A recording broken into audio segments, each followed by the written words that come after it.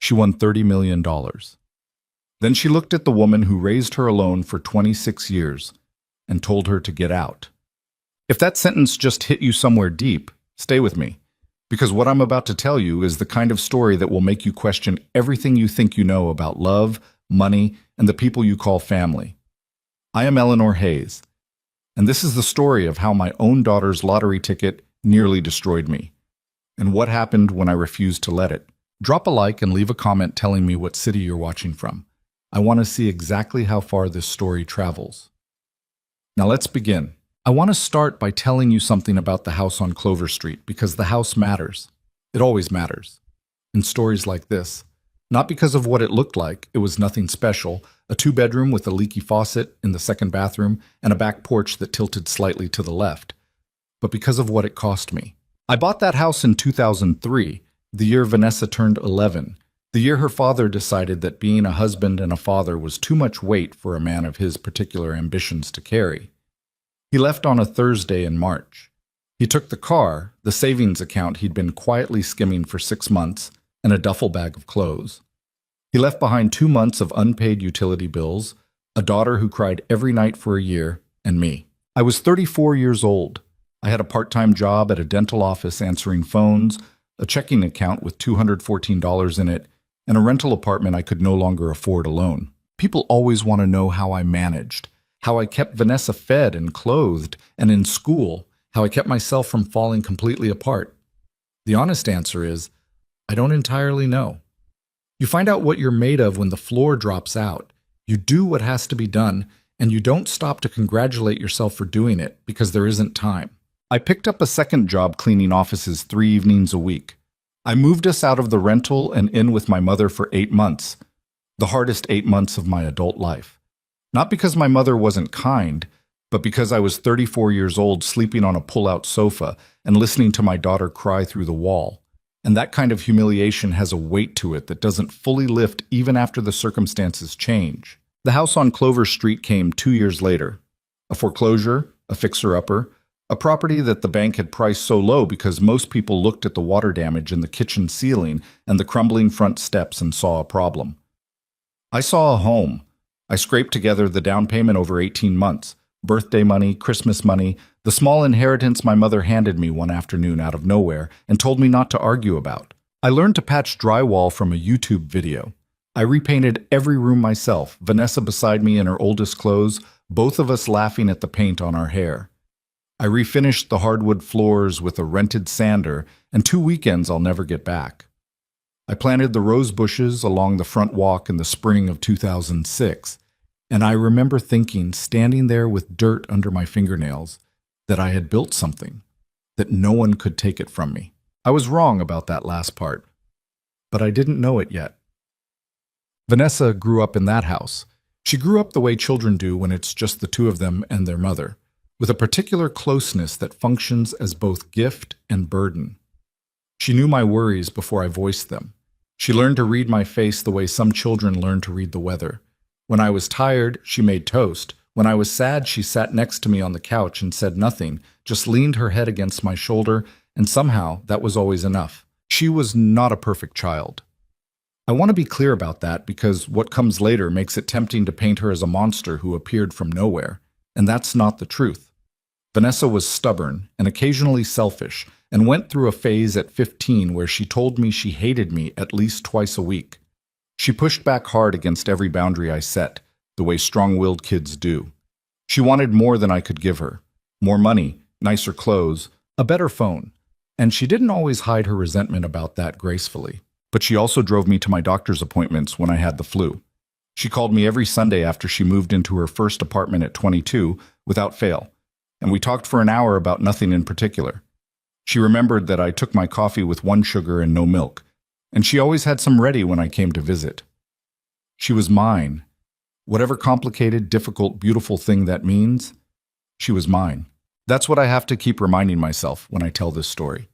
Because it's easy, from the outside, to make it simple, but nothing about loving someone is ever simple. Iken. Vanessa was 26 when she bought the lottery ticket. She'd bought them occasionally for years. $5 here, $10 there, nothing serious. the same way a lot of people do when the jackpot gets big enough to make daydreaming feel almost rational. She worked as a manager at a mid-sized retail chain, a job she was good at but didn't love. She'd moved back to town about a year earlier, after a breakup ended a 3-year relationship in Atlanta, and she was renting an apartment 12 minutes from my house. We'd settled into a comfortable rhythm that year. She came to dinner most Sundays. We went to the farmer's market together on Saturday mornings sometimes, bickering about whether she was spending too much on artisan cheese. It wasn't a dramatic kind of closeness. It was quiet and ordinary and exactly what I had always hoped for from the other side of all those hard years. Then, on a Tuesday night in late October, my phone rang at 11:40. I was already in bed. I almost didn't answer it. When I saw her name on the screen, I felt the small clutch of fear that every parent feels when their child calls at midnight. Accident, emergency, hospital. And I grabbed it fast. Mom. Her voice was strange, compressed, like she was holding herself in with both hands. Vanessa? What's wrong? Are you okay? Mom. A pause. Mom, I need you to sit up. I am sitting up. What happened? Another pause, longer, and then she said, I won. I didn't understand at first. Won what? The lottery, Mom. Her voice broke open then, cracked right down the middle between laughter and something else. Something she couldn't quite name yet. I bought a ticket at the gas station this afternoon, and I just checked it, and Mom, the Powerball. Mom, I won. I sat there in the dark, phone pressed to my ear, and I didn't say anything for a moment. I could hear her breathing on the other end, fast and uneven. How much? I asked finally, because that was the only question that seemed real. She told me. $30,200,000. I put my hand over my mouth, and then I started to cry, and she started to cry, and for a good 3 minutes, neither of us said anything coherent. We just sobbed together over the phone, like two people who had been holding their breath for a very long time and had finally been allowed to exhale. I told her I was coming over. She said no, she'd come to me. 20 minutes later, she was at my door, still in her work clothes, her mascara smeared, and we held each other in my front hallway for a long time without speaking. That night was the last uncomplicated night we ever had. The money took a few weeks to make real.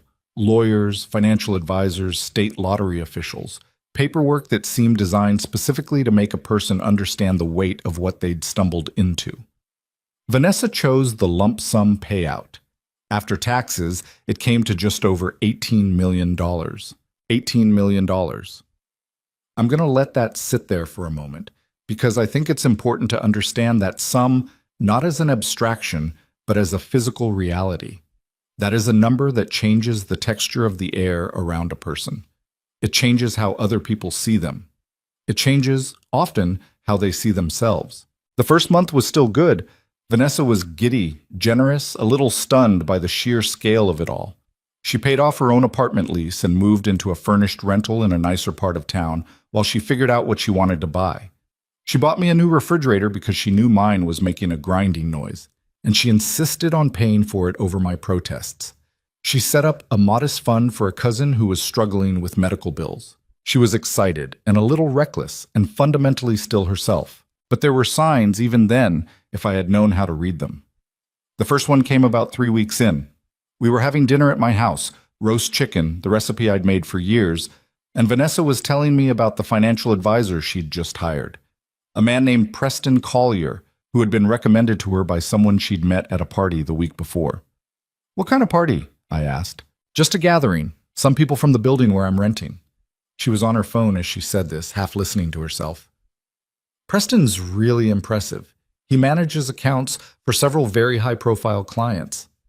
I didn't know what a high-profile client was exactly, or why Vanessa was saying the phrase with that particular careful emphasis.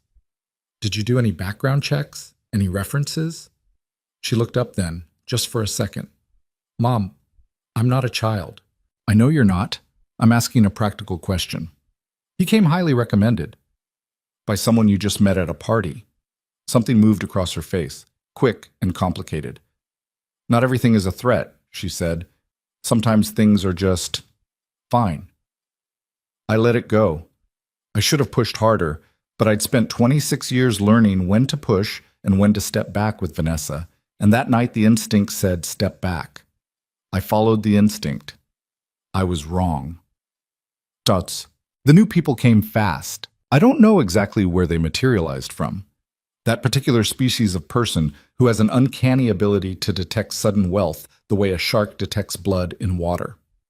Within 6 weeks of the lottery announcement, Vanessa had accumulated an entirely new social circle. People she'd never mentioned, people who called her by a shortened version of her name, Van, they said, with a particular casual intimacy that I found strange. People who showed up in her social media posts looking polished and expensive and completely at ease in the new life she was assembling around herself. I met a few of them at a small party she hosted in late November. I want to describe them without being uncharitable, but the honest truth is that they were the kind of people who looked at me, a woman in her 50s in sensible shoes, carrying a dish I'd made for the gathering, and decided in about 4 seconds that I was not interesting. One woman, who introduced herself as Celeste, managed a smile so thin it barely qualified as one, and then looked over my shoulder as if something more important might materialize behind me. Vanessa talks about you all the time, she said, in the way people say things they don't mean. Does she? I said. And then she was gone, off towards someone she actually wanted to talk to. I found Vanessa in the kitchen, where she was opening a very expensive bottle of something with a label I couldn't read. She was wearing a dress I hadn't seen before. Sleek, probably cost more than my monthly grocery bill. And there was something different about the way she was standing. Straighter, maybe. More certain. Like she was practicing being someone. Your friends seem interesting, I said carefully. She laughed, and the laugh was a little too quick. They're great. Celeste does international event planning. Marcus is in private equity. They're all really successful. That's nice, I said. You seem different around them. She stopped pouring. Different how? I tried to find the right words. Just different, like you're performing something. The silence that followed was only a few seconds, but it had weight. I'm just being myself, Mom, she said. And then, could you maybe take the casserole dish to the table? The caterer set everything up a certain way, and I don't want it to get cluttered. The caterer. She'd hired a caterer for a party of 14 people. I carried the casserole dish to the table. I set it down. I looked at it sitting there among the beautiful catered food, covered in the foil I'd wrapped around it at home, and I felt something I couldn't quite name yet, something small and cold that lived in the back of my chest. December came. Vanessa bought a house. That was fine. I'd expected it, had even gently suggested it might be a good investment if she chose carefully. But the house she bought was not a careful investment. It was a 7-bedroom estate at the top of a hill outside of town, with a 3-car garage and a pool and grounds that required a full-time landscaping crew to maintain. It had been listed at $4.2 million. Vanessa, I said when she told me, that's almost a quarter of everything you have. It's a great property, she said. Preston says real estate is the smartest place to put money in this market. Preston said that. Yes, Preston said that. He knows what he's doing, Mom. I'm sure he does, I said. I just think, I'm happy, she said. And the way she said it, with a particular finality, almost a warning, was something I hadn't heard from her before. She moved in 2 weeks before Christmas. I helped her, the way I always helped her. Loading boxes, cleaning, running to the hardware store for things she'd forgotten. Her new friends showed up on moving day for about 40 minutes, long enough to pose for photos in the empty rooms and declare everything gorgeous. And then they had somewhere else to be. I stayed for 6 hours and cleaned the kitchen while Vanessa directed the movers. It didn't occur to me to feel used. It should have. But she was my daughter, and this was what you did for the people you loved. Christmas that year was expensive and strange and somehow empty. She gave me a gift card to a spa, still in its original packaging, and I wondered if Celeste had given her the idea. January is when things started to break in ways I could see. The phone calls became shorter. The Sunday dinners stopped without explanation. She was busy, she had plans, there was something happening at the house. When we did talk, she was distracted in a way that was new. She asked me fewer questions. She offered more declarations. She had started using phrases I didn't recognize, the verbal tics of the new circle she was moving in. Words like pivot and leverage and optics. words that didn't sound like her. I drove out to the estate one Saturday to return a piece of her mail that had come to my address. The housekeeper, she had a housekeeper now, a quiet woman named Rosa, who looked at me with an expression of careful neutrality, let me in and told me Vanessa was in the sunroom with guests. I should have left the mail and gone. Instead, I went to find her. The sunroom was at the back of the house, floor-to-ceiling glass looking out over the pool. There were 4 people in it, Celeste, Marcus, a man I didn't recognize, and Vanessa. They were drinking something pale and expensive and laughing at something I'd come in too late to catch. Vanessa saw me in the doorway and something shifted in her face. Not pleasure, not even affection, just a quick recalibration. The kind of look you give when something unexpected has appeared and you're deciding what to do about it. "Mom," she said, "I didn't know you were coming." "I had your mail," I said, and held up the envelope. I should have called. The 4 of them were looking at me. Celeste, from her chair, had arranged her face into something that wasn't quite a smile. "Of course," Vanessa said. She got up, came to the doorway, took the envelope from my hand. She was wearing jewelry I hadn't seen before. "Do you want to stay for a drink? We're just—" "No," I said. "I can see you're busy. I'll head out." "Okay," she said. One word. Just okay. I drove home. I sat in the driveway for a while with the engine off. The rose bushes along the front walk were bare in the January cold, just sticks, waiting for spring. I told myself it was just the adjustment, that money was a lot to absorb, that she'd find her footing. I kept telling myself that until I couldn't anymore. Miss. The call came on a Wednesday afternoon in February. I was at home, making lunch. "Mom." Her voice was flat. Not the compressed excitement of the night she'd called to tell me she'd won, flat like a road with nothing on it. "Hi, sweetheart. How are— I need to talk to you about the house." Something in my chest went very still. "Clover Street?" "Yes." A pause. "I've been talking to Preston and to the other advisors, and we've been going over the estate costs, and the landscaping and the maintenance are more than projected, and I need to restructure some of my assets." The language was so careful, so clinical, so unlike her. "Okay," I said slowly. "What does that have to do with Clover Street?" "I've been looking at the numbers," she said, "and I think I should sell it." The stillness in my chest turned into something else. "Sell my house. It's technically in my name, you know it is." She said this without inflection, like she was reading from a document. "You asked me to put it in my name for the tax benefits back when I had better credit, remember? I helped you refinance in 2018. I did remember. Of course I remembered. I'd trusted her.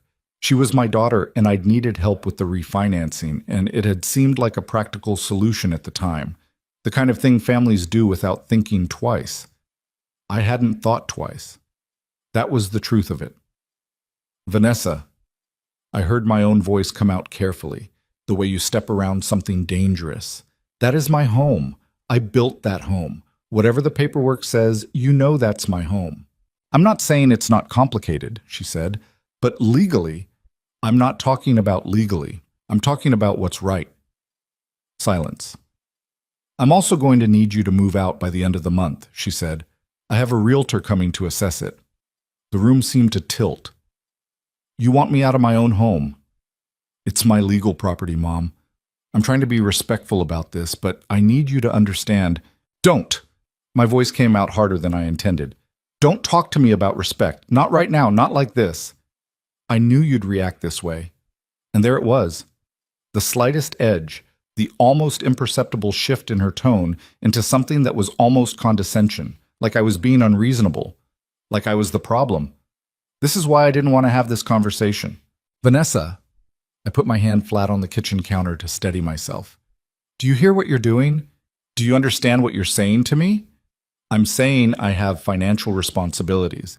You have $18 million, which goes faster than you'd think," she said, and something about the casualness of that, the breezy entitlement of it, the idea that $18 million was somehow already feeling insufficient, hit me somewhere so deep I couldn't speak for a moment.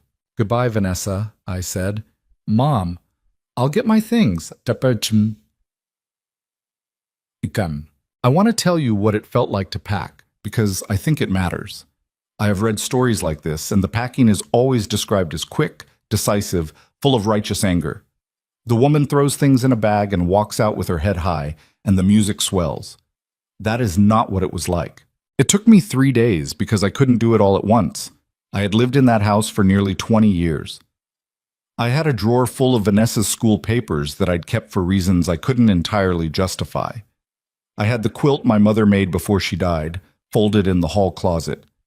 I had the dent in the kitchen door frame where I'd tracked Vanessa's height every birthday until she told me she was too old for that, and then I'd kept tracking it anyway in secret for 2 more years. I packed what I could. I left what I couldn't carry. I called my friend Patricia, and she drove out with her husband's truck and helped me take the furniture that was mine by any reasonable definition. Vanessa did not come. She sent a text the morning I was leaving. It said, "I hope you understand this wasn't personal." I read that text 3 times. I set my phone face down on the kitchen counter. I picked up the last box.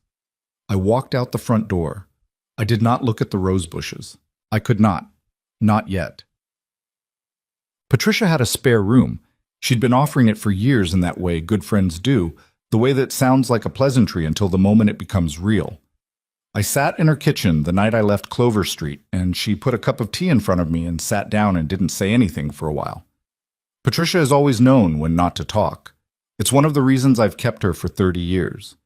She said it wasn't personal, I told her eventually. Patricia wrapped her hands around her own mug.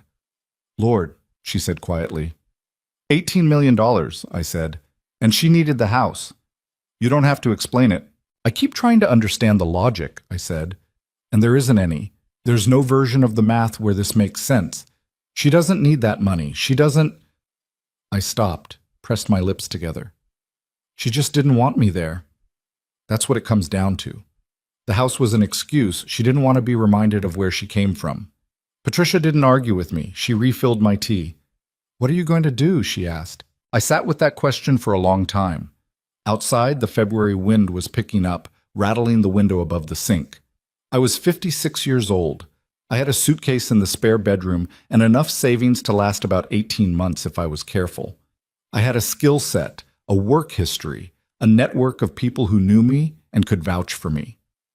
I had survived worse than this. That was the thing I kept coming back to. I had survived a husband who walked out on a Thursday in March. I had survived sleeping on a pull-out sofa at 34. I had survived every impossible thing that had been placed in front of me, not gracefully, not without damage, but I had survived it.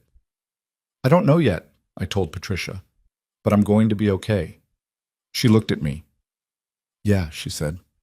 "You are?" I wanted to believe her. I worked very hard over the following days to make myself believe her. The hardest part was not the practical losses. The hardest part was the understanding that settled into me slowly, the way cold settles into a room when the heat goes out. The understanding that the woman I thought my daughter was, the woman who called me every Sunday, who knew how I took my coffee, who leaned her head on my shoulder on the hard days, had been revealed when the pressure came to be something more complicated than I'd known. I had given her everything I had, not the money kind of everything. I had never had much of that. The other kind, the kind that costs more. Time, and attention, and presence, and sacrifice. I had built a house, and planted rose bushes, and refinished floors, and eaten toast for dinner so she could have something better. And when she had more than enough, she had looked at all of that and decided it wasn't worth a room. I packed the last of my things on a cold February morning. I loaded Patricia's truck. I drove away from Clover Street for the last time. Somewhere behind me, the rose bushes waited for spring. I told myself that was not a metaphor. I told myself to keep moving. And I did. The spare room at Patricia's house had a window that faced east, and every morning that February, the sun came in at an angle that made it impossible to sleep past 7. I told myself that was a good thing. Sleeping in had always felt like surrender to me, even when I had nowhere particular to be. I had nowhere particular to be.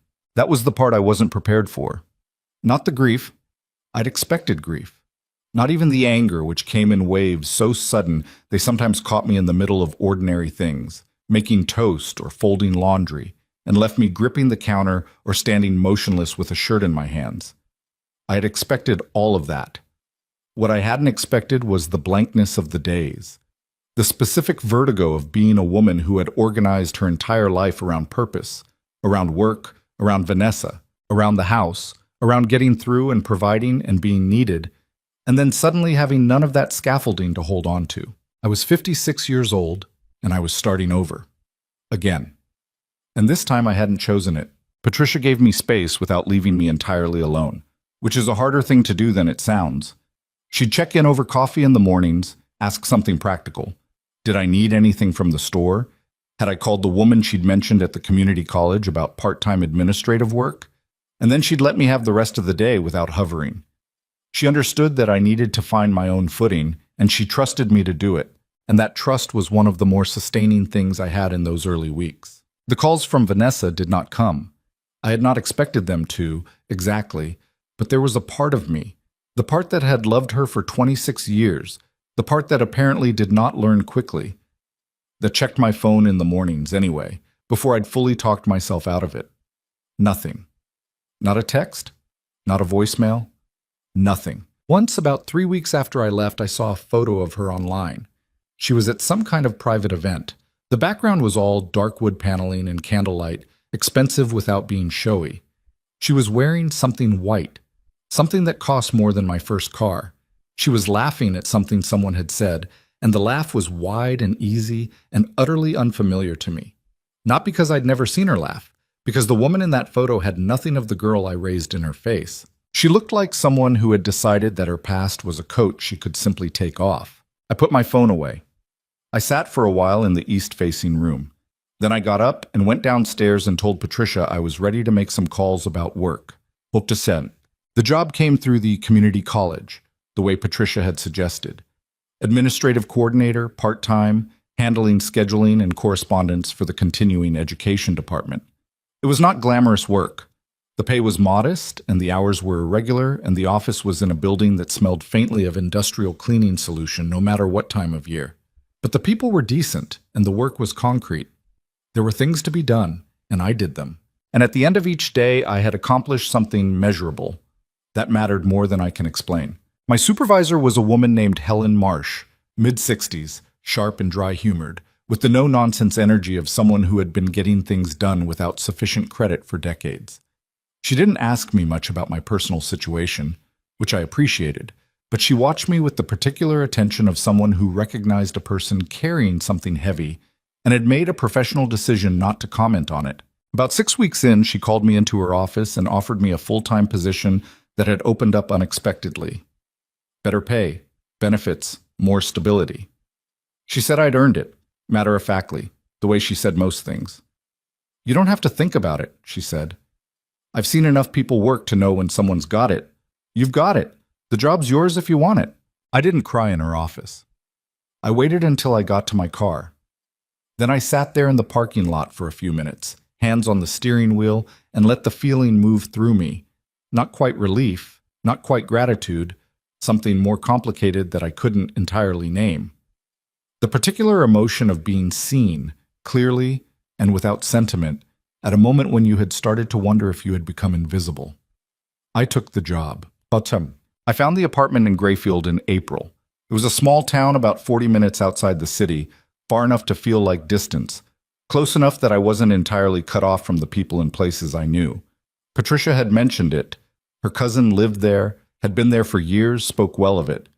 The apartment was on the second floor of a converted Victorian house. 2 bedrooms, high ceilings, old radiators that knocked in the cold and windows that let in more light than I expected. The rent was manageable on my new salary. Barely at first, but manageable. I moved in on a Saturday in April, a day that turned out unseasonably warm, the kind of day that makes you feel like the world is offering you something, even if you're not sure what. Patricia helped me move. Helen sent a small plant for the kitchen with a card that said, "Congratulations on the next chapter," in her economical handwriting. I didn't have much furniture. Most of what I'd taken from Clover Street was in a storage unit, things I couldn't use in Patricia's spare room and hadn't known what to do with. I bought a secondhand couch from a woman on a local sales site, a good solid thing with no particular history I knew about, and I arranged it near the window where the light came in best. I planted window boxes that spring. Nothing complicated. Tomatoes, basil, a few marigolds along the edges. Small things. living things that needed regular attention and returned it in their way. I'm not going to make this sound like recovery is easy or linear, because it isn't. There were evenings in that apartment, many of them, scattered across those first months, when the quiet became a particular kind of unbearable. When I'd be washing dishes or reading or watching something I couldn't have told you the next day what it was about. And the thought of Vanessa would arrive without invitation and plant itself directly in the center of my chest. Not just the loss of her, the confusion of it. The way you can love someone completely and honestly and still find out that you never quite saw them clearly. I had raised her. I had been present for every significant thing in her life, and most of the insignificant things too. And still I had looked at her and not seen, until it was too late, what the money would reveal. That is the part that doesn't stop hurting. Not the house. The house is a material thing. I can put numbers to the loss and make myself understand it structurally. But the not seeing, the gap between who I believe she was and who she turned out to be when comfort removed the necessity of being better. That gap keeps its edges sharp for a long time. I called my cousin Frank one night in May, later than I should have. Frank was a decade older than me, retired, pragmatic in the way of someone who has seen a lot of things without catastrophizing about them. I told him the whole story. I'd given him pieces before, but that night I gave him all of it. When I finished, there was a silence on the line. "She's 26, he said finally. "I know how old she is.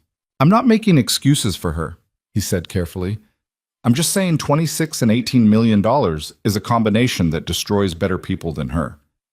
She put me out of my home, Frank. I know she did," he said. "And that was wrong. That was genuinely wrong." Another pause. "But you're not living there anymore. You're somewhere else. So the question is what you're going to do with the somewhere else." I held the phone and stared at the ceiling of my Grayfield apartment, at the old plaster with its hairline cracks and its imperfect beauty. "I don't know yet," I admitted. "That's honest," he said. "I'm so angry at her," I said, "and I miss her, both at the same time." "Yeah," Frank said quietly. "That's what loving someone is. That doesn't go away just because they behave terribly. It just sits there with the anger, and the two of them occupy the same space." I didn't have anything to say to that. He was right, and being right about something doesn't make it easier. "Get some sleep," he said. "Call me again." "I will," I said, and I meant it. Summer arrived and Grayfield became a different kind of place. The farmers' market on Saturday mornings started up, a modest thing.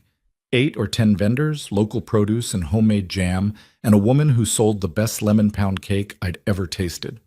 I started going regularly, the way I had once gone with Vanessa, and I noticed somewhere around the 4th or 5th Saturday that I had stopped bracing for the memory of her in the routine. The Saturday market was becoming mine again, just mine, without the ghost of her beside me. I met Donna at the market in June. She was arguing good-naturedly with the vegetable vendor about heirloom tomatoes and losing the argument by her own assessment. And something about her, the easy laughter, the complete lack of self-consciousness, made me say something, and she turned and the conversation started and kept going for 20 minutes before either of us noticed. Donna was 61, recently retired from 40 years as a high school English teacher, living alone since her husband had died 3 years earlier. She had the quality of someone who had decided quite deliberately that grief was not going to be the last word about her life, and she'd committed to that decision with everything she had. She volunteered at the local library. She had opinions about gardening and fiction and local politics and wasn't shy about any of them. She made me laugh 3 times in the first 20 minutes, and I hadn't laughed properly in longer than I could specifically remember. "You're new," she said, meaning to Grayfield. "A few months," I said. "What brought you?" I gave the short version. She listened without performing sympathy, which I'd come to appreciate as a rare quality in people. "Well," she said at the end of it, "Grayfield's a decent place to regroup." "I'm starting to think so."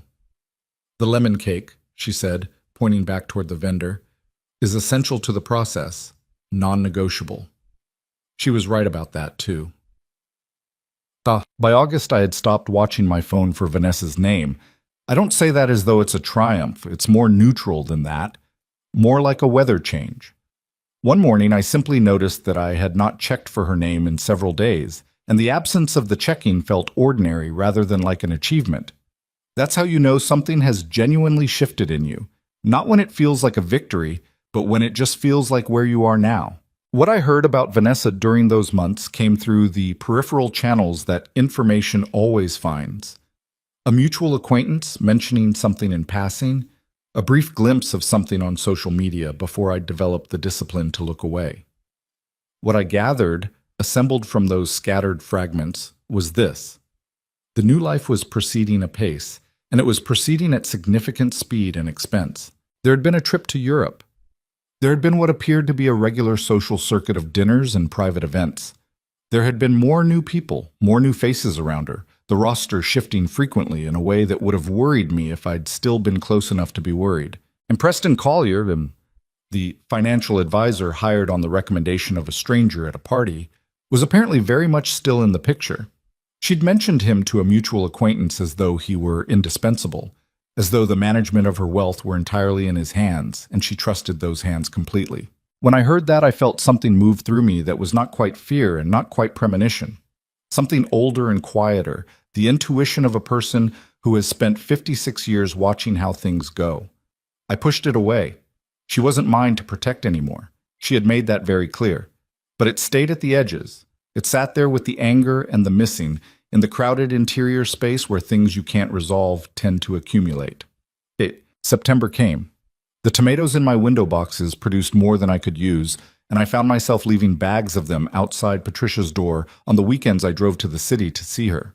I gave some to Donna. I gave some to Helen when I brought a bag to the office on a whim, and she looked at them with undisguised pleasure. "You grew these," she said. "Window boxes," I said. "I don't have a yard." "Eleanor," she said, "these are better than anything I've gotten at the store all summer." It was such a small thing. I know it's such a small thing, but I'm telling you, there is something about being told your tomatoes are good by a woman who doesn't say things she doesn't mean that does something genuine to the place in you that had been hollowed out. I had built something again, smaller this time. Window boxes instead of a house, a new town instead of a new life from the ground up. But the principle was the same. Put your hands in it. Tend to what you can tend to. Watch it grow. I was not healed. I want to be honest about that. I was not the woman I had been before February. That woman, with her certainties and her Sunday phone calls and her trust that love was enough to protect things, was gone. I was someone newer and more careful and considerably less naive, and I was still in the process of deciding how I felt about that person, whether I liked her or just recognized her. But I was standing. I was working. I had good people around me and tomatoes in my window boxes and lemon cake on Saturday mornings. I had rebuilt something from the materials available to me, which is all any of us can ever do. And then, on a Tuesday in late September, Donna called me in the middle of the afternoon with a particular tension in her voice. "Have you seen the news?" she said. "What news?" A pause. "There's something on the local business page about a financial firm." Another pause. "Eleanor, what was the name of your daughter's advisor?" The cold thing in my chest moved. "Collier," I said. "Preston Collier." Silence on the line. And in that silence, I understood that the intuition I had pushed to the edges had been right all along, and that Vanessa's world, the gleaming, expensive world she had chosen over me, was about to come apart in ways I hadn't let myself fully imagine. "You need to look at this," Donna said quietly. "I'm sorry, honey. You need to look at this right now." I pulled up the article on my laptop at the kitchen table, still in my work clothes. Donna's voice a low presence on the phone beside me while I read. The headline was not subtle. Collier Wealth Management under federal investigation for fraud and client fund misappropriation. Beneath it, 3 columns of dense text and a photograph of Preston Collier. The first time I'd ever seen his face clearly. This man my daughter had handed her future to. He was younger than I'd imagined, polished in the way of someone who'd invested heavily and looking trustworthy. Dark suit, confident smile, the practiced ease of a man who had spent years being believed. The article said that Collier had been operating what investigators described as a sophisticated scheme targeting high-net-worth clients, many of them newly wealthy individuals with limited investment experience. Over a period of at least 4 years, he had allegedly diverted client funds into shell accounts under his control, manufacturing false statements to conceal the losses. The investigation had been triggered by a complaint filed by a client in another state. The firm's offices had been raided 2 days prior. Collier himself had not been located. Had not been located. I read that phrase twice. Then I set the phone down, speaker on, and pressed both hands flat against the table. "Eleanor?" Donna's voice came through the speaker. "Are you still there?" "He's gone," I said. "They can't find him." A beat of silence. How much of her money was with him? That was the question I didn't have the answer to. That was the question that sat in the center of everything, enormous and completely unanswerable from where I was sitting. And the not knowing was its own particular kind of terrible. Vanessa had never told me specifics. I hadn't asked, hadn't felt I had the right, after everything. And so I was sitting in my Grayfield apartment staring at a news article about a man who might have walked away with a significant portion of my daughter's fortune, and I had no idea of the scale of it. "I don't know," I said. "Is there anyone who would know? Anyone close to her?" I thought about it. The new circle, Celeste, Marcus, all of them, were not people who would call me. I didn't have their numbers. I'd never wanted them. The mutual acquaintances who occasionally passed me information about Vanessa were peripheral at best, not close enough to know financial details. "No," I said. "There's no one." Donna was quiet for a moment. "What do you want to do?" That question again. The same one Patricia had asked me in February, in her kitchen, with the tea going cold between us. "What do you want to do?" As if the answer were simply a matter of deciding. "I don't know that either," I said honestly. We're not speaking. She made that clear." "I know," Donna said carefully, "but she's still your daughter." I didn't answer that. I couldn't, right then, without getting into something that would take the rest of the evening to navigate and still not resolve. I thanked Donna, told her I'd call her tomorrow, and sat alone at my kitchen table with the article still open on my laptop and the particular silence of a woman who had too many things to feel and couldn't find a starting place among them. The anger was there. I won't pretend it wasn't. There was a part of me, I'm not proud of it, but it was there, that registered something almost like grim recognition when I read that article. The part that had watched Vanessa hand her trust to a stranger at a party, had tried to raise the concern, and been told in a tone of careful condescension that she wasn't a child. The part that had spent 7 months being proved right in the worst possible way. That part of me sat back and felt the cold satisfaction of "I told you so," and then immediately felt ashamed of feeling it, and then felt the shame layered over everything else, and none of it was simple or clean or comfortable. She was still my daughter. That didn't turn off. I'd been hoping it would, a little, over the past months. I'd been hoping that enough time and enough distance would erode the connection enough that news like this would reach me as information rather than as something that hit me directly in the chest. It hit me directly in the chest. I closed the laptop. I went to bed. I did not sleep well. The full shape of the disaster came out over the following 2 weeks, in the drip-feed way that financial scandals always do. A new detail here, a court filing there, a follow-up article that put numbers to what had previously been described only in vague enormities. Collier had taken, by the investigators' preliminary estimate, between $3 and $4 million from Vanessa's account over the course of 8 months. He had covered it with fabricated quarterly statements showing steady, modest growth. By the time the investigation became public, the money was almost certainly gone, dispersed through a chain of accounts across several jurisdictions, the kind of labyrinthine paper trail that takes years to fully unravel. $3 to $4 million, gone. But that wasn't the whole of it, because Vanessa, it turned out, had not only handed Collier her investment accounts, she had also taken his advice on several other financial decisions, the estate, the staffing, the spending, in ways that had compounded the loss significantly. The 7-bedroom house on the hill had carrying costs that I hadn't fully appreciated when she'd bought it. The landscaping crew, the housekeeper, the property taxes, the maintenance on a pool and grounds that required constant attention. She'd been spending, from what the picture assembled itself into, at a rate that treated $18 million as an inexhaustible resource rather than a finite one. It was not inexhaustible. She had learned that now. A friend of a friend told Patricia, who told me carefully over the phone, that Vanessa had also signed some agreements. The specifics were unclear, the information secondhand, that had created legal complications around certain assets. Nothing criminal on Vanessa's part, just the aggressive naivety of someone who had trusted the wrong people with contracts she hadn't read carefully enough. There were lawyers involved now. The lawyers cost money. The estate was going to have to be sold. That much seemed certain from the fragments I was assembling. The house she'd bought for $4.2 million, that Preston had told her was a smart investment, was being put back on the market in a declining season when properties like that sat. I thought about her in that house. 7 bedrooms, 3-car garage, pool, grounds. Alone in it now, presumably, or nearly alone. I couldn't imagine that the people who had populated her social feed through the summer were still around now that the balance sheets had changed. People like Celeste did not recalibrate their schedules around financial difficulty. That wasn't the arrangement.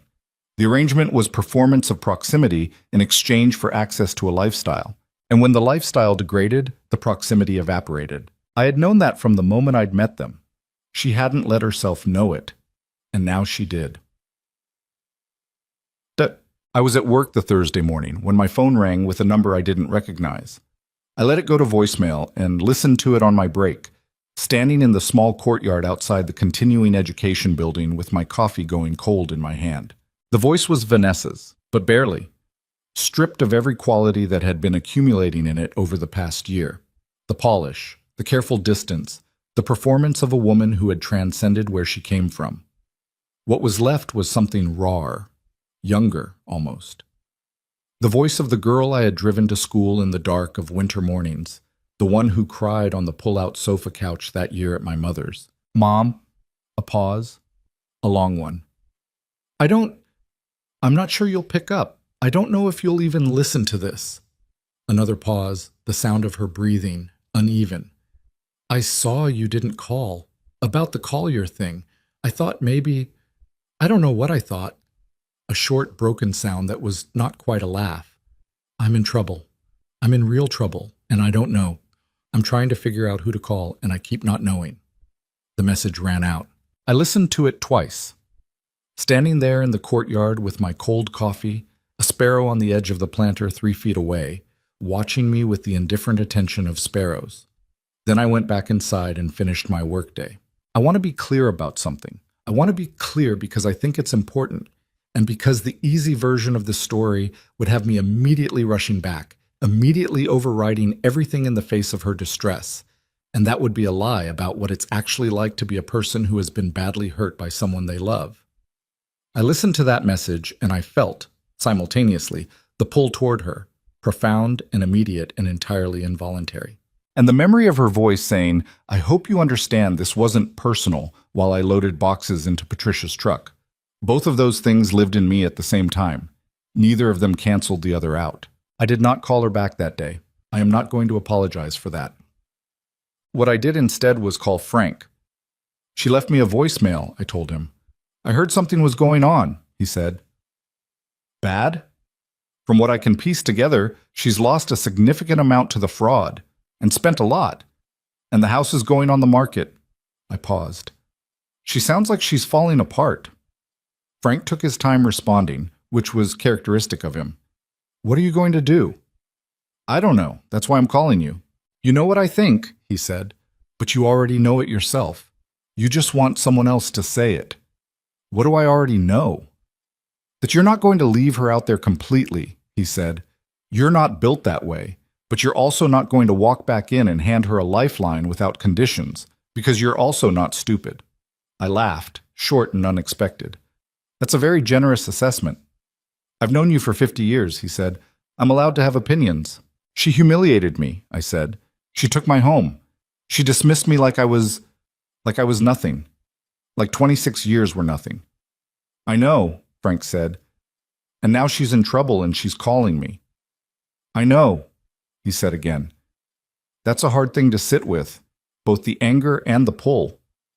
You said that before. Because it's still true. I was quiet for a moment. Outside my window, the September light was going golden and long, the way it does in early evening that time of year, and the tomato plants in the window boxes were nearly done for the season, the last few going soft. She needs to understand that there are consequences, I said finally, not as punishment, as reality. She needs to understand that what she did had consequences, and that I stopped. I'm not the same person she put out of that house. I've changed. Have you decided anything? Frank asked. Not yet, I said. I need to think. All right, he said. Think. Then call me when you know what you're doing. Okay. Eleanor. His voice shifted, got quieter. You're a good woman. Whatever you decide is going to come from that. I trust it. I held the phone for a moment after we hung up and looked at the tomato plants, nearly finished, having given everything they had to give in the time they'd had. The second call from Vanessa came 3 days later. This time I picked up. There was a silence when I answered, just long enough that I thought for a moment the call had dropped. Then she said, You picked up. I picked up, I said. Another silence. I let it sit. I don't know how to start this, she said. You could start with what you actually need, I said. Not cruel, just direct. I didn't have the bandwidth for circling. She made a sound. Not quite a sob, not quite a laugh. Something fractured in the middle. Mom, I need a lot of things. I need someone who... She stopped, started again. Preston took almost $4 million. The accounts are frozen while the investigation runs. The house is going on the market because I can't maintain it. Celeste and Marcus, well, they stopped returning my calls about 6 weeks ago. There are legal bills. Mom, I have maybe $3 million left, depending on how the asset sale goes, and I have no idea what I'm doing, and I... Slow down, I said. Stopped. Breathe, I said. I heard her try, heard it come out uneven, heard her try again. Okay, she said finally. Okay. $3 million is not nothing, I said. It's a significant amount of money if managed carefully. Do you have a legitimate attorney, not someone you met at a party? Yes. I hired someone, a woman. She came recommended from the state bar referral. Good. That's good. I paused. And Collier? The investigation? They found accounts in 3 countries, Vanessa said. The prosecutors say recovery is possible, but partial. Maybe 50 cents on the dollar, maybe less, over years. Okay, I said it flatly, just to hold the space while I thought. Mom, her voice cracked on the word, split right down the middle of it. I don't expect you to forgive me. I'm not asking for that. I know what I did. I know. She stopped. I don't have anyone. I thought I had all these people and they were there for the party. That's what they were there for. And now the party is over and I'm standing in this house alone and she was crying now. Fully, without trying to hold it back the way she'd cried as a child when she was hurt too much to manage it. And I sat in my Grayfield apartment listening to my daughter cry, and the anger was there. It was absolutely there. And so was everything else. And I held all of it at once and tried to figure out what I was made of. Vanessa, I said, I need you to listen to me carefully. She quieted gradually, the way people do when they understand that something important is coming. I'm not going to pretend the last 7 months didn't happen, I said. I'm not capable of that, and I wouldn't even try. What you did was wrong. It was not a small mistake or misjudgment.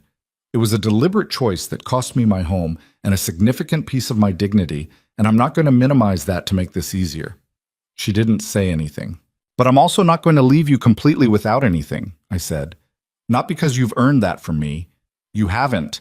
But because I'm your mother, and that's a fact that doesn't change regardless of what you've done. Mom, I'm not finished. I kept my voice level. If we talk, and I'm not saying we will, I'm saying it won't be on the same terms as before. There are things that have to change, not as punishment, as the basic requirement of me being willing to be in your life at all. Do you understand what I'm saying? A long pause. Yes, she said quietly. I'm not coming to that house, I said. Not now, not yet. I know, and I'm not offering money. Whatever I have is mine. I worked for it without help, and it stays with me. I'm not asking for money, she said, and her voice was smaller than I'd heard it in a long time.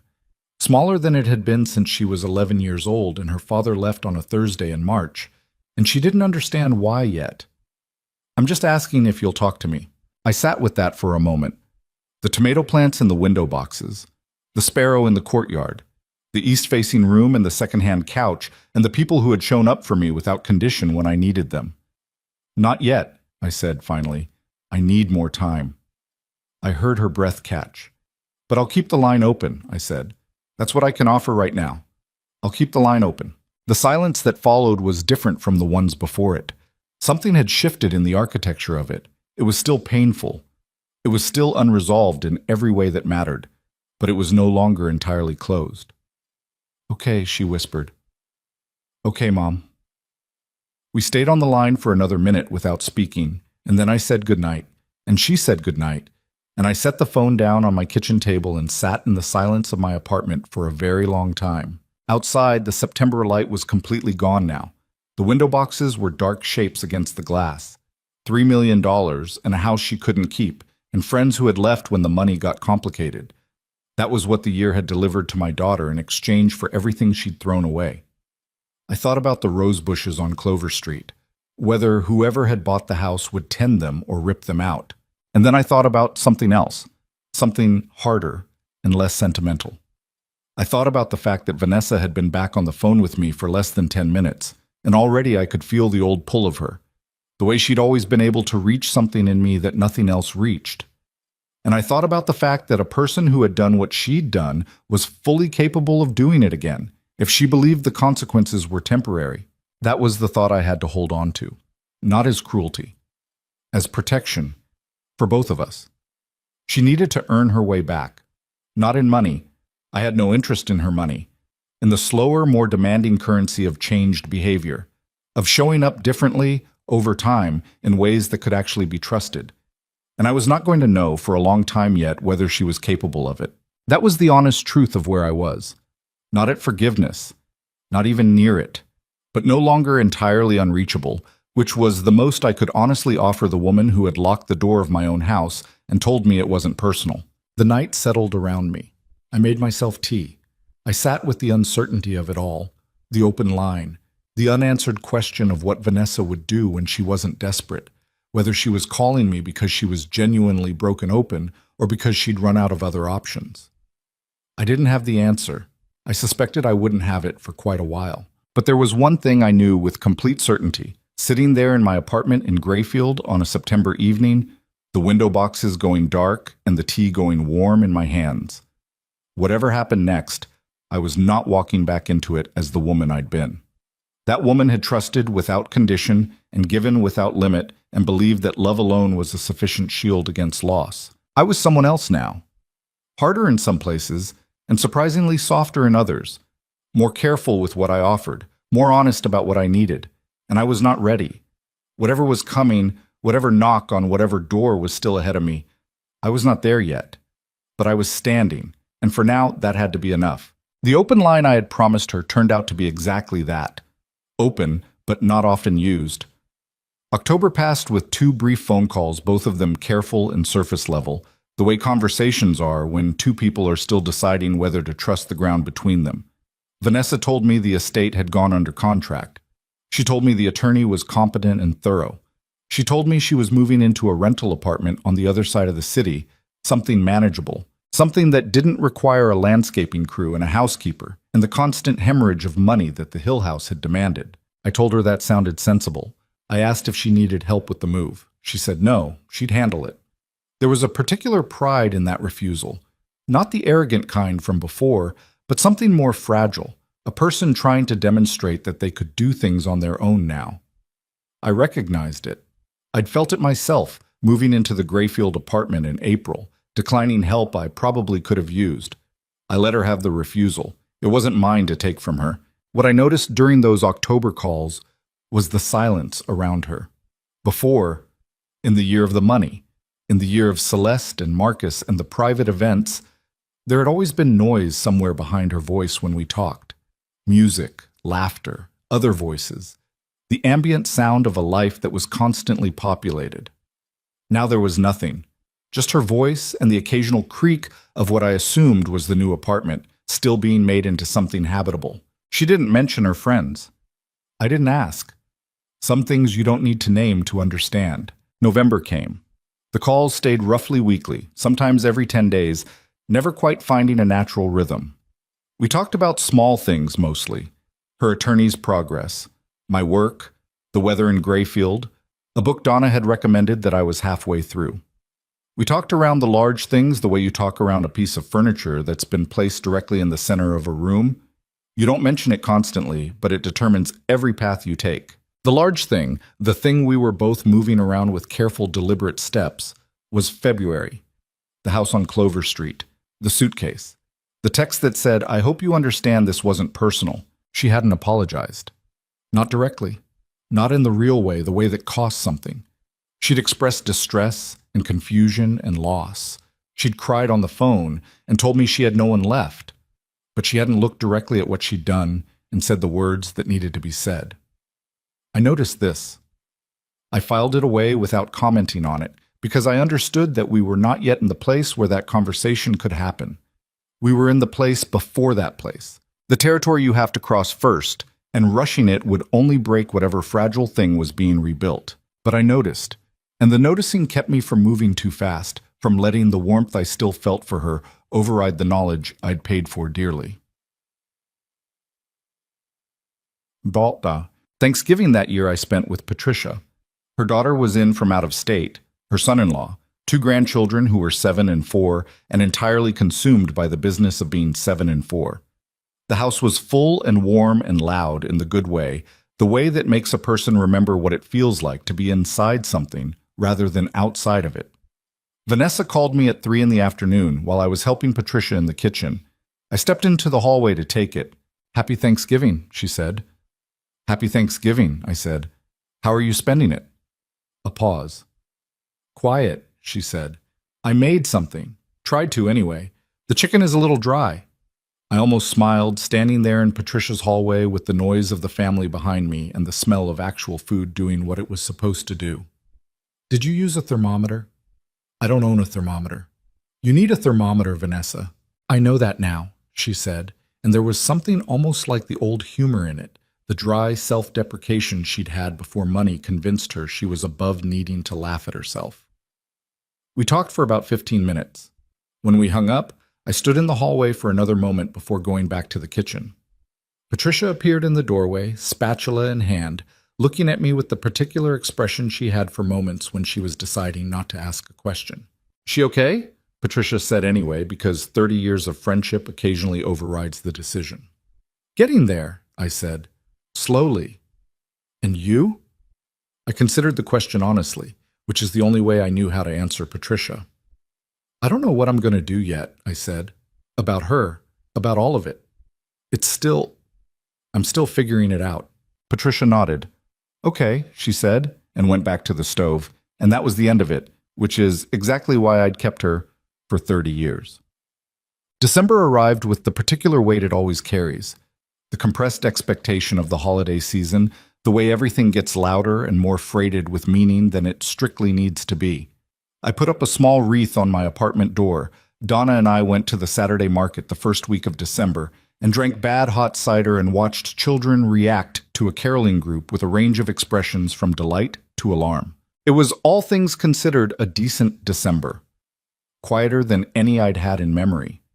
More mine. And then, on the 15th, I got a call from the realtor who had managed the sale of Clover Street. I want you to understand that I had put Clover Street into a category in my mind. A locked room, somewhere I didn't go. A completed loss that I had finished grieving and was no longer maintaining. So when this woman, whose name was Kim, and whose voice was brisk and professional, called to tell me that the buyers had encountered a dispute over some items left in the property, specifically a cedar chest in the upstairs closet that had apparently been overlooked in the move, I felt the floor tilt in a way I hadn't expected. The cedar chest was my mother's. I had put it in that closet when she died, and I had forgotten it entirely in the chaos and grief of my February departure. And now it was a problem in a real estate transaction, and the brisk woman named Kim needed me to coordinate with the property's legal owner, Vanessa, to retrieve it. "I'll need to reach out to Ms. Hayes directly," Kim said. "Since the title, I understand," I said. "I'll contact her." I sat with my phone in my hand for 10 minutes after the call ended. Then I called Vanessa. "There's a cedar chest," I said when she picked up. "My mother's, in the upstairs closet at Clover Street. The buyer's realtor called. I need to retrieve it. A silence. I didn't know it was there, she said. I'm sorry, Mom, I didn't know. I know you didn't, I said. It doesn't matter. Can you arrange access? Yes, of course. I'll call Kim today. A pause. Do you want me to come? To the house, when you pick it up? I thought about that. Thought about standing in Clover Street again, in the house that had been sold out from under me, trying to retrieve the last physical object that had belonged to my mother. No, I said. I'll go alone. I went the following Saturday. Kim met me there with a key. The house looked different, already slightly impersonal in the way houses do when they're between owners. The particular neutrality of a space waiting to become someone else's story. The rose bushes along the front walk were still there, bare in December but alive, the root structure intact. I stopped on the front path and looked at them for a long moment. Then I went inside and got my mother's cedar chest and put it in my car and drove back to Grayfield. I cried for about 20 minutes on the highway, which made the driving difficult, and then I stopped because I was going to get myself killed, and then I kept driving. I put the cedar chest in the corner of my bedroom where it fit as if it had always been there. It was February again, a full year from when I'd carried that last box out of Clover Street, when Vanessa asked if she could see me in person. We had kept up the phone calls through December and January, and they had gradually, incrementally, become more honest. She'd started talking about the year differently, not just the financial disaster, but the choices, the specific moments where she had chosen the new people over the old ones, had chosen performance over truth, had chosen, ultimately, to see me as an obstacle to the life she was building rather than the foundation everything was built on. She talked about it haltingly, not all at once, in the way that real reckoning happens, in pieces, between silences, with stops and backtracks, and the occasional retreat when it got too close. She still hadn't said the direct thing, the real apology, but I could feel her circling toward it, getting closer each call, and I'd learned enough about her, and about myself, not to force it before she got there on her own. In person, I repeated when she asked. Where? Wherever you're comfortable, she said. I'll come to Grayfield, or wherever. I'm not asking you to come to me. That mattered. The fact that she wasn't asking me to come to her, wasn't making me do the traveling, wasn't putting herself at the center of it. That was small, but it was different. Grayfield is fine, I said. There's a diner on the main road, Harlow's. Are you okay to drive 40 minutes? Yes, she said. When? Saturday, I said. Noon. But I got there 15 minutes early. Occupational habit from a lifetime of not being late. I got a corner booth, ordered coffee, and watched the door. She came in at 2 minutes to noon, which I noted because it meant she'd probably been sitting in the parking lot for a while, working up to it. She looked different than the last time I'd seen her. In the sunroom of the Hill House, in her expensive jewelry, surrounded by people I didn't know. She was thinner, not dramatically, just the thinness of a person who has been under sustained stress for months. Her clothes were ordinary. Nice, but ordinary. The jewelry was gone. She saw me. Walked over. Slid into the booth across from me. We looked at each other for a moment.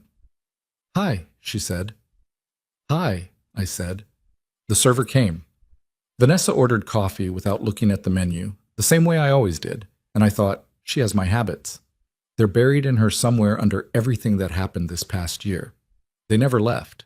When the server went away, we were left with each other, and the noise of the diner around us, the particular benign chaos of a Saturday noon, and I waited because I'd decided I was going to let her lead. She'd asked for this. It was hers to open. She wrapped her hands around her coffee mug before it was even fully warm. Both hands, the way I held mine. Another habit. I've been trying to figure out how to say this for months, she said. I've written it out. I've said it out loud to myself in the car, and it always sounds either like too much or not enough. Say it anyway, I said. She looked up. Her eyes were wet, but she wasn't crying yet. She was holding it the way she'd always held things until the last possible moment. What I did to you was wrong, she said. Not a mistake, not poor judgment, wrong. I took your home, the home you built. And I did it because I was arrogant and stupid, and I had decided that money meant I could rewrite the rules of what I owed the people who loved me. She stopped, pressed her lips together. I told myself all kinds of things. That you'd be fine. That it wasn't really your home legally. That you were being resistant to change. I had a story for every part of it. Her voice was cracking now, at the edges. And none of it was true. It was all just ways of not looking at what I was actually doing. I let the words sit there. Let them be what they were without filling the space around them. I keep thinking about the rose bushes, she said, and her voice broke fully. I keep thinking about you planting them and me just... And then I sold it. She pressed the back of her hand against her mouth for a moment. I'm sorry, Mom. I'm sorry for the house and for the way I spoke to you and for making you feel like 26 years were something I could just decide to move on from. I'm sorry for all of it. She was crying now, quietly but fully, the tears running unchecked, and she didn't wipe them, just let them come. And I understood that this was real. Not performance, not desperation, not the reaching out of someone who had run out of other options. Something had broken open in her in the past year, and what was coming out of the break was genuine. I had not planned what I was going to say. I had spent weeks telling myself I wasn't going to rush, wasn't going to offer comfort before I was ready, wasn't going to let the sight of her crying override what I knew about needing to be careful. And then she said the thing about the rose bushes, and I felt something shift in my chest that I hadn't expected, something that moved in a way that was both painful and necessary, like the first real breath after a long time of breathing badly. I know, I said quietly. I believe you. She looked up. I believe you're sorry, I said. That's different from saying everything's fixed. It's not fixed. It might not be fully fixed for a long time, but I believe you mean it. She nodded, wiped her face finally with the back of her hand, a gesture so familiar it made my chest ache. I don't expect you to trust me yet, she said. I don't expect anything. I just needed you to hear it from me in person, not over the phone. I heard it, I said. We sat with that for a minute. The diner went on around us, indifferent and warm. The apartment, I said eventually. The rental. Is it okay? She blinked at the shift, then adjusted. It's small, 1 bedroom. The neighbors have a dog that barks at 4 a.m. at least twice a week. Did you complain to the building management? 3 times, she said. The dog is apparently a protected entity. Something almost like a laugh moved through me, small and involuntary. Are you working? I'm looking, she said. I had some conversations with a retail chain in the city. Not the one I was at before, a different one. They have a district manager position open. My experience is right for it. She paused. It's a real job. Normal salary. I'd be good at it. You were always good at it, I said. And that was true. Whatever had happened with the money, Vanessa had been genuinely competent at her work. That hadn't disappeared. I want to be okay on my own, she said quietly. I want to get back to a place where I'm not dependent on anything. Not you, not whoever, just myself. She looked at her coffee. Preston taught me something, I guess. Just not the thing he was supposed to teach me. What did he teach you? That someone can look completely trustworthy and be completely hollow, she said. That I was so busy being impressed by the life I wanted to have that I didn't look at the people helping me have it. She paused. I was so willing to believe in them because believing in them meant the life was real. And the life was a substitute, I said, for things you already had. She looked at me. Yeah, she said. I know that now. A beat. I knew it before, probably, somewhere. I just didn't want to. We stayed at Harlow's for 2 hours. Long past the coffee, through a shared piece of pie that neither of us had planned on ordering, through the Saturday lunch crowd thinning out and the diner settling into the quieter hum of mid-afternoon. We didn't solve anything in those 2 hours. We didn't schedule a path back to what we'd been. I wasn't sure what we'd been was even the destination we were heading for. Something new, maybe. Something that had the weight of the past year in it, carried honestly. When we stood up to leave, she hesitated in the awkward space between the booth and the door, and I could see her calculating whether to hug me. I watched her decide against it, which was the right call. We were not there yet, and she knew it. I'll call you this week, she said. Okay, I said. Mom. She stopped, turned back. Thank you for coming. You came 40 minutes, I said. It was the least I could do. I watched her walk to her car. An ordinary car. Sensible, used, nothing like what she'd been driving a year ago. She didn't look back, and I stood on the sidewalk outside Harlow's in the February cold and watched her go, and tried to figure out what I was feeling. Not forgiveness, exactly. Not yet. Something more complicated. A recognition that the door I'd promised to keep open was, in fact, open. Not wide, but no longer just a crack. Something you could actually pass through if you moved carefully and with intention. I walked to my own car, sat in it for a moment before starting the engine. The thing about second chances is that they're not really about the person giving them. You give them because of who you are, not because of what the other person deserves. And I had spent a year in Grayfield learning who I was, the harder, more careful, less naive version of myself. And who I was had decided that a door was going to stay open. But who I was had also decided something else, sitting in that diner across from my daughter. That open did not mean unguarded. That love did not mean surrender. That there was a version of this where I kept myself intact and still let her back in, and that version was the only one I was willing to try. She was going to have to earn it. Not in money, never in money. In consistency and honesty and the slow accumulation of small choices that add up over time to something that can be trusted. I didn't know if she could do it. That was the honest truth. I knew she meant what she said in the diner. Meaning something and sustaining it are two different commitments, and I had learned, at cost, not to assume one guaranteed the other.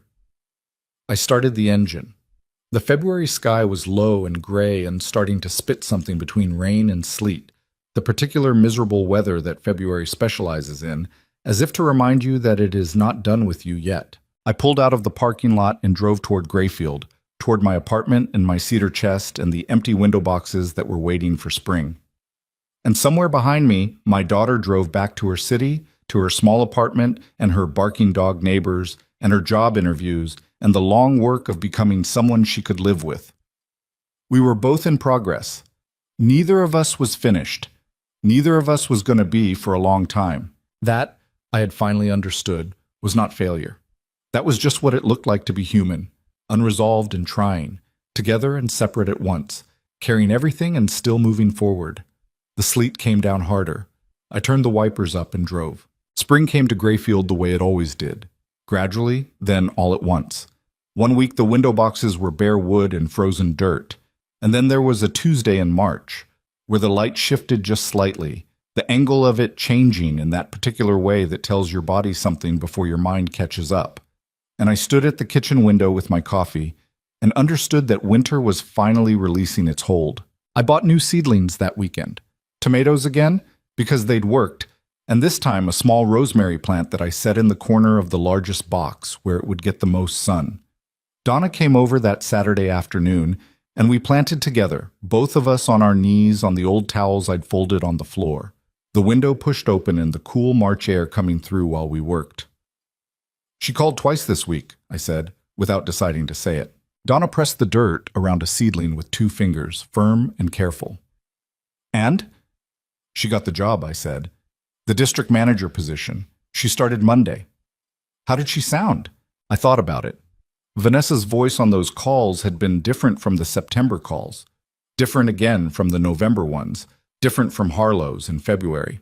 There was something in it that was becoming more consistent, less the fluctuating register of someone in crisis, and more the steadier tone of someone who was actually doing the work of rebuilding, not repaired, not healed, just working at it visibly in a way I could hear. Like herself, I said finally. More like herself than she sounded in over a year. Donna looked at me. She had the quality, which I valued enormously, of not attaching more significance to things than they had yet earned. That's something, she said. Yeah, I said. That's something. We finished the planting and washed our hands, and Donna stayed for dinner. Pasta, the basic kind, nothing impressive. And we talked about her library volunteer work and a book she was furious about in the best way, and a trip she was thinking of taking in June. Normal things. The texture of a life that had become, against all the odds of that February a year prior, genuinely good. I noticed that. I made a point of noticing it because I had learned, in the hard, expensive way that most real learning happens, that ordinary good things do not announce themselves. They have to be seen deliberately or they pass unrecognized, and then you find yourself one day surrounded by them and still somehow convinced you have nothing. I had Donna and Patricia and Helen and Frank and this apartment and the window boxes and work that meant something to me. I had rebuilt something out of the materials available, the same way I had always rebuilt things, and this time the thing I'd built was mine, in a way nothing had been since before the lottery, since before Vanessa's father left on a Thursday in March, and everything had to be reconstructed from whatever was left. Mine. Entirely and uncomplicatedly mine. I held on to that even as I let her back in, even as the calls became more regular and the conversations became more honest. I held on to it like the deed to something. The test, because there is always a test, and I want to be honest about that rather than pretend the path was smooth, came in April. Vanessa called on a Wednesday evening, and from the first second of her voice, I knew something had happened. Not a crisis, something different, a charged kind of excitement, the energy of someone who has information they don't know how to carry yet. "I need to tell you something," she said. "Tell me," I said. "The Collier recovery." She paused. "The federal case. My attorney called this morning. They've recovered more than projected. Not everything. They'll never recover everything. But significantly more. There are accounts they found in a secondary jurisdiction that Collier apparently didn't liquidate before they caught up with him." Another pause. "After the settlement calculation, I'm looking at getting back somewhere between 2 and 2.5 million. I sat down. I hadn't been sitting. I sat down in my kitchen chair and put my hand flat on the table. "That's significant," I said carefully. "It's more than I expected," she said. "My attorney says it's unusual. Most fraud recoveries come back at much lower percentages." A beat. "Mom." "Yeah. With the estate sale proceeds and the recovery, I'm not going to be struggling. I'll have enough. Not what I had, but enough with the salary to be genuinely stable." "That's good," I said. "That's genuinely good news, Vanessa." And then the pause, the specific pause I had been, without knowing it, waiting for. "I want to buy you a house," she said. There it was. I had known, somewhere in the quiet place where you know things before they happen, that this moment was coming, the moment where the money came back and she would want to use it to fix what couldn't be fixed that way. And I had thought, in the abstract, about what I would say. Sitting in my kitchen with my hand on the table, the words I'd rehearsed abstractly became real, and I said them. "No," I said. Silence. "Mom." "No," I said again. Not angry, not sharp, steady. "I know what you're trying to do, and I understand why. And I love you for wanting to, but no. It's not about what's least or most," I said. "It's about what changes things between us and what doesn't. Buying me a house doesn't change anything. It doesn't undo it. It makes you feel like it does, and that's the problem." "I'm not trying to buy my way out of it," she said, and I could hear the frustration starting. "Maybe not consciously," I said, "but that's what it would be, and I don't want it. I mean that, Vanessa. I have an apartment I pay for with work I earned. That's mine. That matters to me in a way a gifted house wouldn't." "So what am I supposed to do with it?" she said. "Just keep it after everything?" "Save it," I said. "Invest it carefully, with someone vetted through the state bar, not someone you met at a party. Build a real financial foundation for your actual life. That's what you do with it." A long silence. I let it be long. "I just want to fix it," she said finally, and her voice had lost the frustration. What was underneath was smaller and more honest. "I want to do something that makes it right." "I know," I said, "but you can't buy it right. That's the lesson, Vanessa. That's the actual lesson underneath everything that happened this year. You can't buy the important things. You couldn't buy the friendships you thought you had. You couldn't buy your way into a life that meant something. And you cannot buy your way back to me." I paused. "You come back to me by being my daughter, by calling on Sundays, by telling me the truth even when it's uncomfortable, by not disappearing into whoever you're trying to be and losing track of who you actually are." "But—" The silence this time was different, fuller. "Sundays," she said. "Every Sunday," I said. "Like you used to." A sound from her side that was not quite a laugh and not quite a sob. Okay, she said. Okay. Sundays. And Vanessa. Yeah? Get a kitchen thermometer. You're not going to keep making dry chicken for the rest of your life. She laughed then. Properly. The way she laughed before the money, before Celeste and Preston and the Hill House. The laugh I'd grown next to for 26 years. Okay, Mom, she said. Good, I said. Humped. I have been sitting with this story for a long time, trying to figure out how to end it, trying to find the clean, concluding image, the final sentence that closes everything up and tells you exactly what to take away.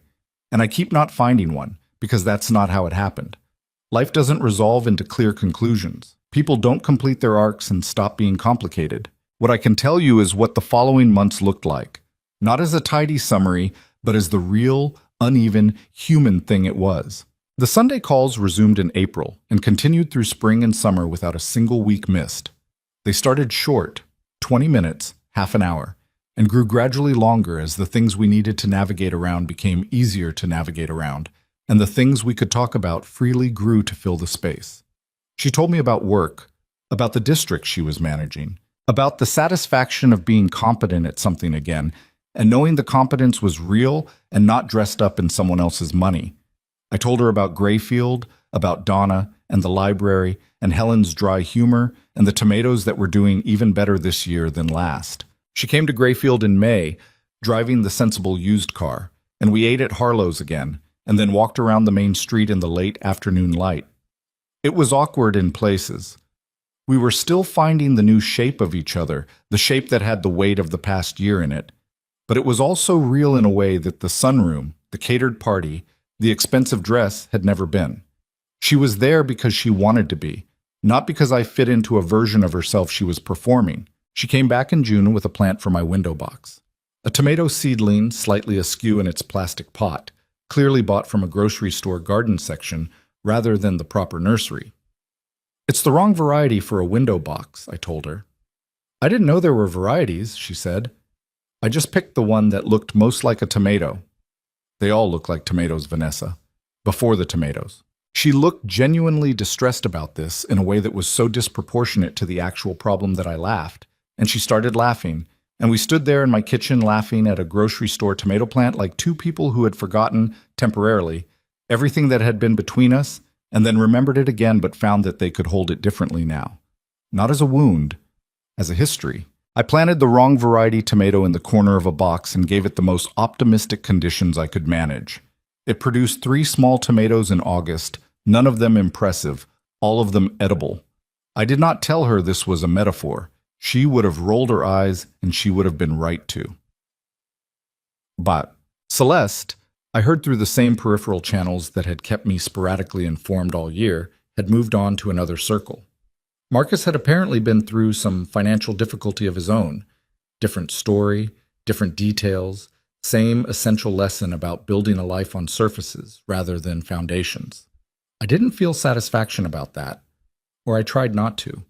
It was too close to a feeling I didn't want to have. Preston Collier was located in October, 18 months after the fraud case broke open, found in a country whose extradition arrangements were complicated, with accounts that had been significantly more depleted by then than investigators had hoped. The legal process, Vanessa's attorney said, would take years. The recovery percentage was unlikely to improve much. But there were charges, and there would eventually be consequences. And for Vanessa, the act of watching the process move forward, slowly, imperfectly, in the grinding way that justice actually works rather than the swift way it works in stories, was something. A closing of something that had been open. She called me after the attorney called her. She didn't say much. She said, "They found him." "I know," I said.